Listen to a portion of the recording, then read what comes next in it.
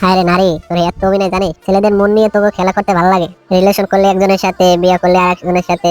বাহ, ভালোই তো। ছেলেটার জীবন নষ্ট করে দিতে পারলি। তুই যখন আরে বিয়ে করতে পারবি না, তাহলে তুই ওর সাথে প্রেম করছো কেন? প্রেম না করলেও পারতি। আর তুই তো বিয়ে করলে ঠিকই, তুই তো ওই পোলাডারে দিকেইছস যে ও কেমন আছে বা ও কিসের ভিতর দিয়ে এখন বর্তমানে যাইতেছে, ও আছে নাকি মরছে। শোনে না পুরা, আপনাদের সবাইকে বলছি, কারো মন নিয়ে খেললেন না। আপনাদের অভিনয়ের জন্য একটা ছেলের জীবনও চলে যেতে পারে। ও আর তুই বললি কি যে আমার মন নিয়ে একজনে খেলছে, তাই আমি তোর মন নিয়ে খেললাম। আরে মাগে শোন, তোর না মাগি আর তো কইলাম না, বুঝছিস?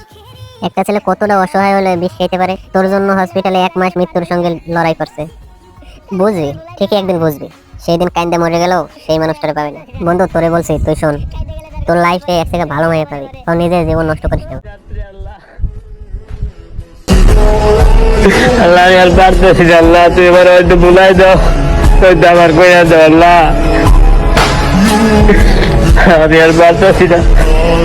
আমি হচ্ছে তোমার বান্দা, একটু দয়া করো আমার বুদ্ধি। হয়তো তারে বলার জন্য শক্তি দাও, হয়তো তারে আবার কইয়া দাও। আল্লাহ আল্লাহ আমি পারতেছি না। হয়তো তারে আমার কইয়া দাও, হয়তো তারে বলাও দাও। আল্লাহ